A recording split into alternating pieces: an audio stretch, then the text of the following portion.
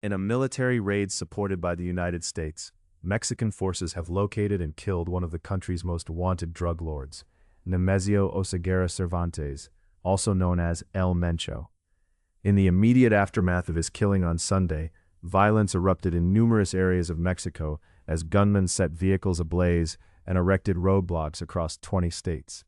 We break down who El Mencho was, how he was killed, and what his death means for the U.S. and Mexico. Who was El Mencho?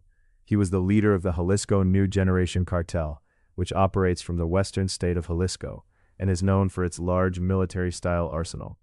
Aged 59 when he was killed, El Mencho was from the neighboring state of Michoacan.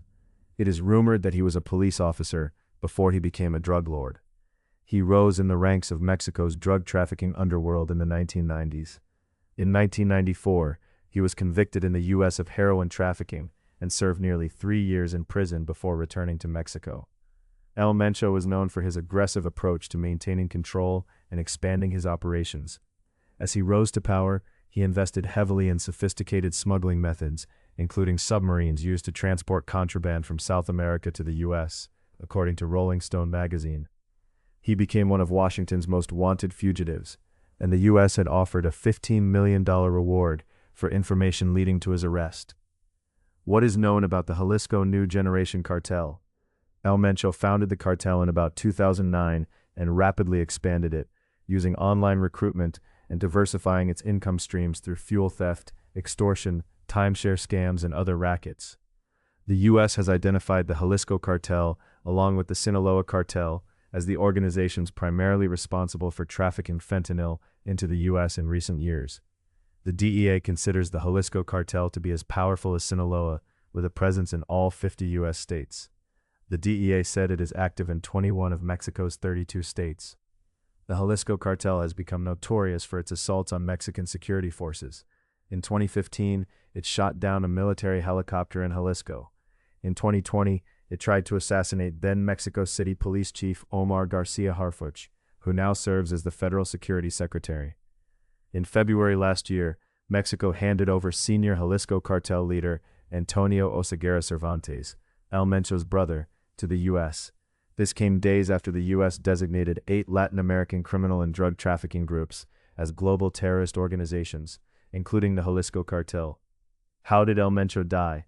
El Mencho was killed by Mexican special forces during a military operation to capture him in Talpalpa, in the southern part of Jalisco, on Sunday. Troops were sent in to arrest El Mencho, and his followers tried to fight them off. Authorities said he was killed during the operation. What do we know about the operation?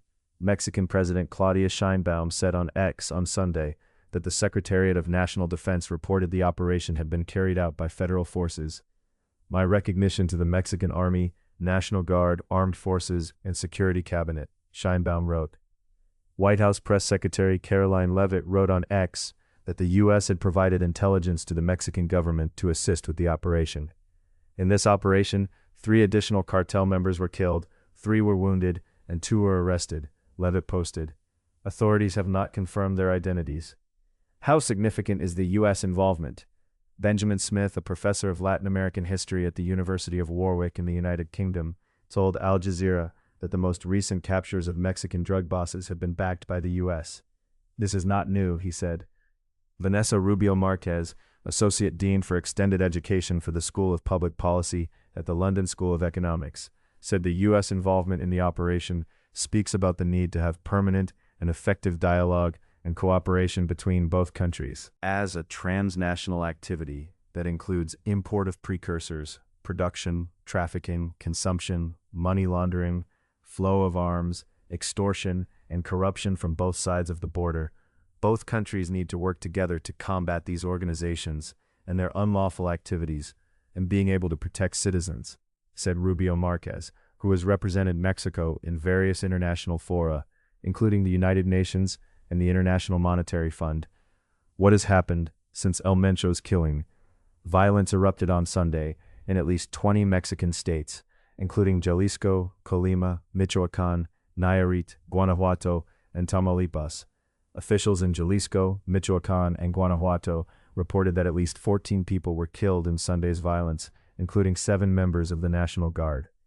Jalisco's capital, Guadalajara, which is to host several matches in this year's FIFA World Cup, was largely shut down on Sunday night as residents sheltered indoors. 4 high-level football matches planned for Sunday were postponed.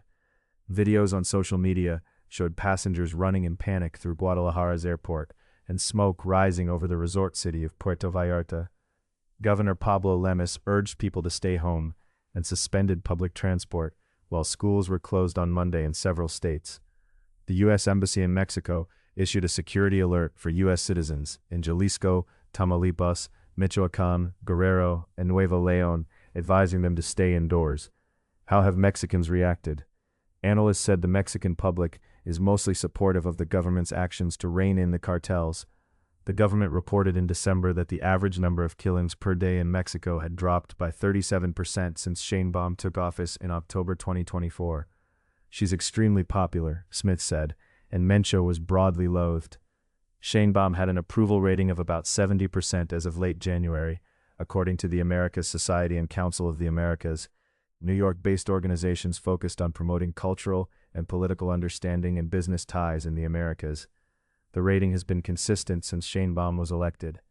It was widely known and criticized that President Claudia Sheinbaum's predecessor, Andrés Manuel López Obrador, followed a policy of hugs, not bullets.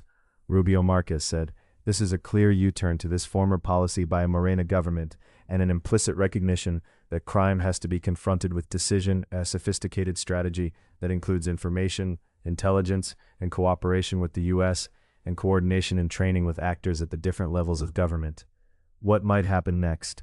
The operation that killed El Mencho could benefit Mexico in its negotiations with U.S. President Donald Trump's administration, which has threatened to impose tariffs or even resort to military action if Mexico does not clamp down on drug cartels. However, experts said the operation could spark a new wave of violence in Mexico because cartels may retaliate against security forces. Smith said the operation could lead to increased instability. For the last year, the Mexican state has managed to bring down homicides. I suspect this killing will reverse that trend, he said. It is unclear what the future holds for the Jalisco New Generation Cartel, because El Mencho's death has left a power vacuum, and it is unknown who will succeed him. The fight against criminal actors is not only about getting rid of leaders and bringing them to justice, Rubio Marquez said.